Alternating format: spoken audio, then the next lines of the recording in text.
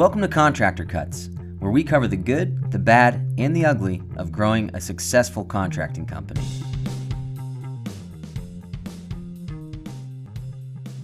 Thank you for joining us again. This is Contractor Cuts. My name is Clark Turner. I'm Jared Flo. Good to see you guys again this week. Welcome back. Today's topic, the number one excuse that stands between you and success. Yep, we hear it from everybody. And anyone who's struggling with I've said growth. Yeah, I mean, if you're struggling with growth, most likely you're going to give us this excuse. And we've heard this a lot during sessions, during talking with guys. It is, I don't have time. Where do I find time? I don't have time to do this. I don't have time to see my family, much less work on my company. Mm-hmm. And we hear this from everybody because our main focus is pointing people towards the time they need to spend on growing their company. Yeah. Not painting a wall, not installing tile, like sitting in an office, sitting at a coffee shop, growing their company. And we hear it over and over. And I don't I know I need to. I don't have time. Yep. I don't have time to do it. Yep. So today we're talking about how do you find the time and what do you got to do? So let's look at the core of why people think they don't have time. You make time for things that are important to you. You make time for things that will give you gratification. Yep. Right? So things that you either enjoy or don't enjoy, but it brings you things you enjoy. Yep. I'm going to push myself really hard, and I'm going to go ahead and get this crew to get this house painted and done, and I can get a check. I will go and sheetrock that house today because that means by Friday I get that check. I don't like to do that, but there is that gratification at the end of it that I'm going to get that money. That's right. Secondarily, I do things that I enjoy, right? I enjoy thinking up marketing plans. I'm not worried about doing that for the company. I enjoy watching Yellowstone on Netflix or not on Netflix, on wherever we watch it. Right? Yeah. I enjoy doing certain things. And so I don't need a time block to go watch that show. I don't need a time block to do things that are instant gratification where I can do things. We had a guy that used to work here that he couldn't be anywhere on time. He would show up to every meeting 10 minutes, 15, 20 minutes late. Yeah. And client meetings, company meetings, everything. And it was, I sat down with him. I said, if I would give you $100 bill to be here by 8 a.m. tomorrow morning, would you be here by 8? He was like, yeah. I was like, yeah, because you got the instant gratification, and there was something that you would lose if you didn't get here by 8. If you get here by 8:15, you're not getting fired, but you're not going to lose your job. But it's not a good look, right? And so probably should have fired him, but we didn't for a while. Well, and in the contracting world, it everything feels more important. Yes. The day-to-day, the crew having a problem, the client calling you, the paint that needs to get picked up, the hustle and bustle, the going and walking the job to see what the status is. All of those things feel like the highest important thing. Well, the reverse of instant gratification is, this client's going to rail me online. I got to jump on it and go handle this, right? It's the opposite. I'm gonna be made look bad, so I have to handle it. So there's always fires. We always have fires around us. Right.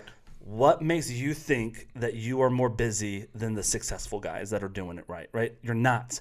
Yeah. You're just not making the right things a priority, right? And so how do we do that? You're going to cover some simple steps on doing that, some basics on how to do this. But all in all, the main goal of what we're talking about today is how do I identify and protect the time that isn't going to be instant gratification. Right. Working on QuickBooks and importing credit cards into QuickBooks. Materials. If I don't do that today, I'm not hurt tomorrow. Right. But it's going to have to get done at some point. You got to do your taxes at the end of the year. At some point you got to do it. And also, if you ever want to hire an actual W-2 employee, you got to have an up-to-date QuickBooks. Yep. You can't operate without it. But I could do it tomorrow or next week, and it's not going to hurt. So I'm just going to push that off because there is zero gratification to sit down and organize your paperwork. Yeah. And so how do you do that? For me, personally, when I was starting Alliance and we were starting to brainstorm and build this out and really put it together, I was also running a general contracting company. Right. And so full-time in the seat, running the show. And so what I would do is Saturday mornings, My wife, that's the one, I've got 4 children. That's the one day that she gets to sleep in. So she could sleep in till 8, 9. Mm-hmm. My kids, Saturday and Sundays are the only days they get to watch TV, and it's for a short time in the morning. So they wake up, go down and watch TV on Saturday morning. So what I started doing was I would sneak down to my office. I'd get on my computer from 7 till about 9 whenever my wife comes down for the coffee, and I'd spend 2 hours working on Alliance. I was working on the app, on the software, on a bunch of things. That was the only time I could find. But I found a spot in my life that I could not sleep in, sacrifice sleep. Right. That was more fun to sleep in on Saturday than to get up and work. I wasn't missing my family time. My kids were watching TV for those couple hours anyways. Right. I wasn't missing time with my wife. I didn't have my phone ringing for work because it was Saturday morning. And so I knew that was a time that I could spend working on this company and growing it. And then it started leaking into Sunday and Monday and Tuesday and Wednesday and the rest of the week with me working on it. Well, I think that's a great example of knowing that you have something that you want to get done. Yeah. And looking at what time you have and where can you earmark that time and protect it for, this is the time I'm going to spend on this thing. I think some of the variance in that example is, I know you well enough that you enjoyed that. Yes. Because that's a thing for you that you really enjoy. And I think the difficulty is that a lot of the stuff that we've got to do is, God, I gotta write this thing. I got to do QuickBooks. I'm not good at it. I don't know what to do, and that's a place where I've really struggled. Yeah. Right. Is that there are job requirements for me that are things that I'm just not good at, or just they're more difficult, and so I had to, writing processes when I was growing the division that I was running and needing to bring on new employees and grow that. I had to take the time to spell out and write out employee job descriptions that were clear and specific, and processes and all the different things. And I would come to you, because I was meeting with you, every week, just checking in. Hey, did you do this? Did you do this? And there would be things like that I'd push week after week after week. And it was because I didn't have time to get to it. I didn't have time to get to it. And it was, if you'd have put $100 on my desk, I probably would have got to it. Yep. But there was also the reality of, like, I needed to earmark some time. I needed to find a space that this is where I'm going to go to do this thing that's hard for me, and I'm not going to let anything else distract me. Yeah.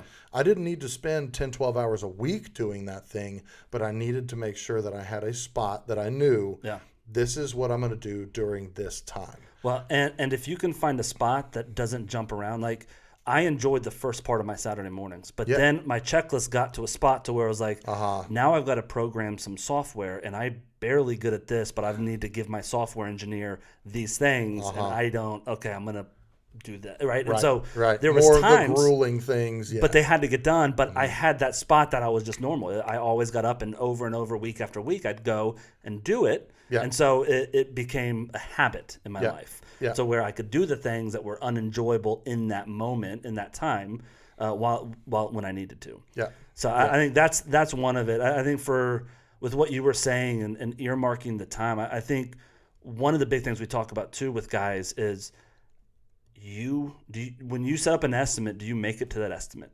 Yep. When you set up dinner with your wife, do you make it to dinner with your wife?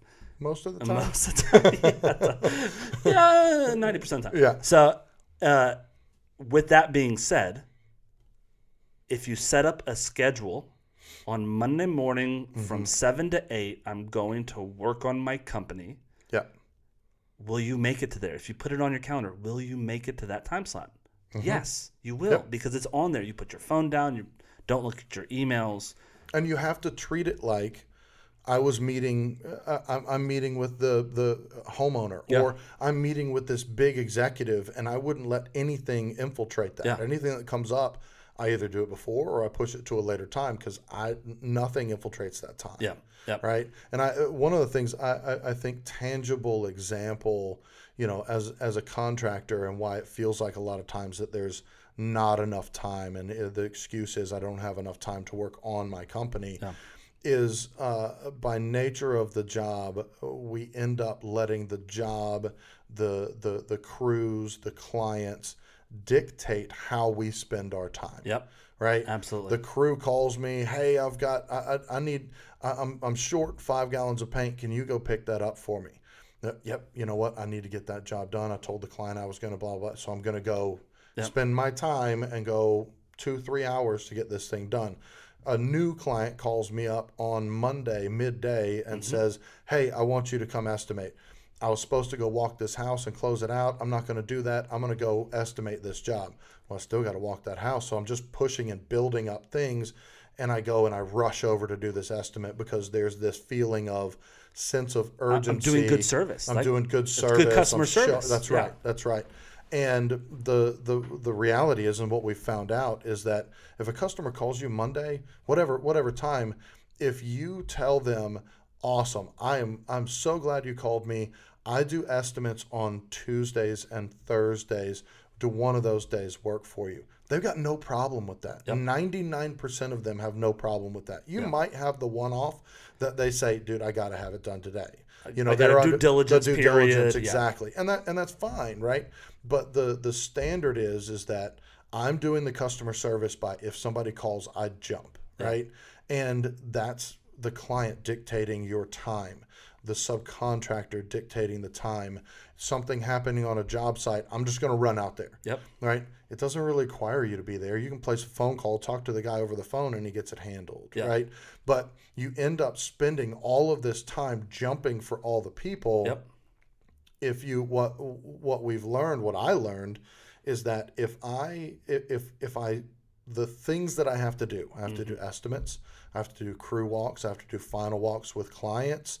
There's all these things, interview new crews. There's all these different things that I have to do recurring on a regular basis. If I bunch them into a singular spot, that this is where I do those things, it doesn't harm anybody. Yeah. Everybody's fine with it. And by nature of doing that, I'm actually more efficient on that day. I can do 4 or 5 estimates in one day, right? Yeah.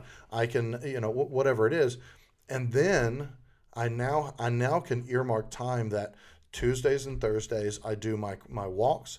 Wednesdays and Fridays I write up estimates and get all of that done. And then I do some final walks with my crews. Mondays is when I spend 2, 3, 4 hours, whatever it is, working on the growth of my company. Yeah. And that's where the excuse of I don't have enough time, I say, okay, help me understand your schedule. Where are you? A client calls you, what happens? Yeah. I drive out there, right? And so organizing that time and bunching those things together develops an incredible amount of time. And I've talked to guys and literally said to them, help me, stop me when this doesn't make sense. You work all day long, you do all of these things, you rush over to a job, you push something you need to do, you go home, you eat dinner with your family, you put your kids down, and then you go and you do the thing you were going to do. And in the evening, when you should be taking it easy, hanging out with your wife or whatever, you're spending your evening time every evening. It's Groundhog Day. And they're like, yeah, that's it. And I'm like, bunch the stuff together, organize it, and I promise you will find you actually have more time than you thought. Yeah. Right? Yeah. Because you're efficient with your time. Well, and it all boils down to proactive versus reactive. 100%. Yeah. If I'm proactive with my time, if I know what I'm gonna do this week, if I have a schedule, if I time block some of my time, if not all of it, if I know that Tuesdays and Thursdays, these are my rules. Tuesdays and Thursdays are my estimates, and this is this day, I'm going to stick to those rules. Right. Then you actually can prioritize other times for it. And if you're reactive all week, and we're going to talk about this in a couple of weeks, but the difference of the hourly guys and the daily guys, most people like to use daily labor because that means I don't have to worry about what you're doing that day till that day. I don't have to pre-plan. I don't have to think about it beforehand. No, I can just get on site and I'll tell you Wednesday what to do. I need stuff for you to do. Get there, I'll pay you, and then I can figure out then. And it's as far as we can push things out to be as reactive as we can later. That's what we do naturally. And so more proactivity you have. If you have Friday to plan out all next week, that's all you need. Right. Because if I got next week planned, I can put on my calendar, I'm going to work on writing my processes Monday from 10 to 12. Yeah. I'm going to work on looking through resumes next Tuesday for my hire. I'm going to work on a job description next Thursday for my project manager that I want to hire in 6 months, right? Whatever it is, you're putting those specific things on your calendar, the things that we've talked about. If you're in Alliance, the 3 to 4 things that we have you working on right now goes on the calendar. And then you get the accountability from us and from your coach and says, hey, how's this thing going? Well, I haven't done anything about it. When were you supposed to do it? Right. Well, I planned last Wednesday to do it. This happened, the house was on fire, and I had to go put it out. And, Right. Okay, great. So when are you going to do it this week? Well, I'm going to do it again on Wednesday. Well, it seems like your Wednesdays are busy. Right. Why don't we try that on Monday morning, right? And so it's find an accountability point to where when you're committing to do stuff, you have someone to say, did you do it or not? Right. And so that keeps you to it. But really being proactive is all you got to do. Yeah. When you say, I just don't have enough time, what you're saying is, I am just not good at managing my time. That's what that statement says. Right. I'm not good at managing my time. So work on that, right? Like, Uh-huh. okay, great. You know that. We know that about you. We're on agreement. Yeah. You are not good at managing your time. Here's I love what you said about like having a way for accountability, right? And I think first steps of trying to implement this can be pretty simple. Your guys that work for you, tell them when they're not allowed to call you, and tell them you can't call me at this time. So if you need something, you need a phone sale, you need a thing, you call me at this time, right? I'm not going to answer the phone at this time. And while they're not really going to hold you accountable to it, by spelling it out for people, it kind of puts you in that spot, right? Do the same thing with your clients. Go ahead. You don't have to manage your entire week out, but put a specific spot for when the new client calls you. This is the days that I do estimates, right? Yep. And have that thing. Don't do the jump and run. Jump and run, you can't prepare, you can't get ready for it. You show up out there, you realize you don't have half of what you need to be able to do the estimate anyways, right? Yeah. Do it organized and start moving that ship, because you've been running a certain way, kind of running and gunning and slinging from the hip for a long time. It's hard to turn that ship, so start with little bites. This is podcast is hitting beginning of January. If you're listening to it later than that, that's fine. Do this for us. This is the only step we need you to do. One day this week, pick a day, pick a time that you think you can free up your time. And let's try to do it 4 weeks in a row at the same time. That's all we need. Pick Monday morning, 7 a.m.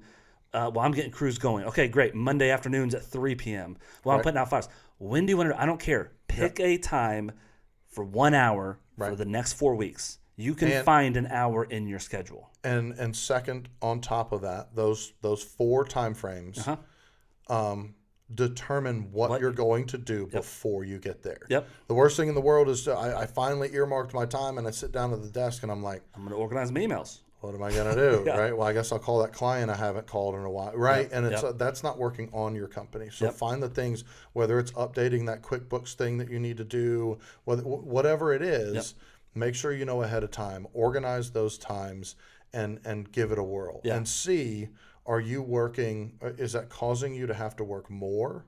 Or did it actually save you time?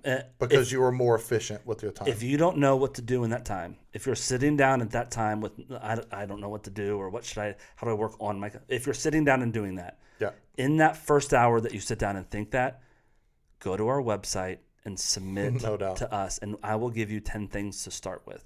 We will assess your company and look at it, and we'll say, okay, have you done this? We'll go through our checklist. We'll say, okay, then do this. This is what you're doing for the next 3 weeks. And so that first week could be a consult with us. Like, well, that's fine. Let's do that if you want. Don't just show up with nothing to do. We will give you stuff to do. That's a waste of time. That is a waste of time, and yes, you shouldn't be doing that. Because you end up on Call of Duty. Right. You end up playing on Facebook games. or doing something else. So absolutely, that's it. Do not say I don't have time. You do have time. You have to own your schedule. Own your schedule and be efficient with your time, and you'll get more time than you think Everyone will spend your time for you if you don't have it pre-spent. That's right. So thank you guys for listening, and we will see you next week. See ya. Bye.